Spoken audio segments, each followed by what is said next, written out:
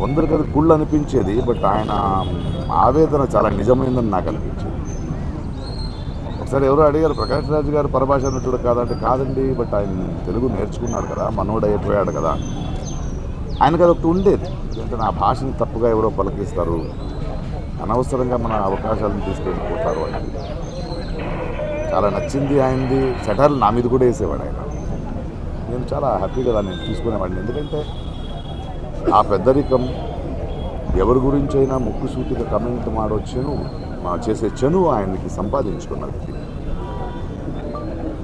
పోయిన సంవత్సరం షూటింగ్లో నేను, ఆలీ, బ్రహ్మానందము, బ్రహ్మాజీ మనమందరూ ఉన్నప్పుడు నాకు ఎందుకు ఆయన చాలా గెలిపించి ఎక్కడా కోటగారు అన్న. లేదు, ఈ మధ్య ఆయనకు ఒంట్లో బాగాలేదు, కొన్ని రోజులు సినిమా చేయట్లేదంటే నిన్న ఫోన్ చేశాను. ఏం చేస్తున్నావు? ప్రకాష్ చెప్పు. అలా కాదు, ఒంట్లో బాగాలేదన్నారు, షూటింగ్ లేదన్నారు, ఇంట్లో ఏం చేస్తున్నారు, బండి పంపిస్తాను రండి అన్న. ప్రొడక్షన్ నుంచి బండి పంపించాను, ఆయన వచ్చారు.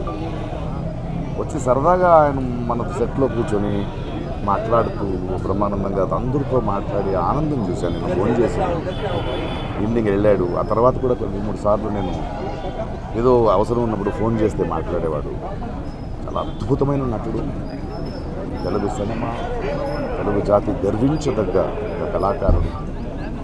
ఆయన చేయాల్సింది, ఆయన పాత్రలు మనం మర్చిపోలేము, ఆయన సెటైర్లు మర్చిపోలేము. తన జీవితంలో ఇంట్లో చాలా పెయిన్ చూసిన ఆ నొప్పిని ఎప్పుడూ బయట ఒక మెలోడ్రామాగా ఆయన వాడుకోలేదు. తనంటూ ఒక వ్యక్తిత్వం. అలాంటి వ్యక్తులు నాకు చాలా ఇష్టం, ఎందుకంటే అజాత శత్రువుగా అందరికీ నచ్చే బతకడం కన్నా నేను ముక్కుసూటిగా మాట్లాడతాను, ఎవరైనా పట్టించుకోను అనే ఒక వ్యక్తిత్వం ఉంది కదా, అది చాలా అరుదు. అలాంటి ఒక అద్భుతమైన వ్యక్తి, అద్భుతమైన కళాకారుడు.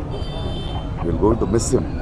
బట్ ఆయన మన తెలుగు పరిశ్రమకి, ప్రేక్షకులకి ఇచ్చిన అద్భుతమైన పాత్రలు, ఆ మూలంగా ఆయన చేసిన పనులు, ఆయన చెప్పిన కథలు ఎప్పుడూ గుర్తుంటాయి. Thank you Kota garu for everything. We love you.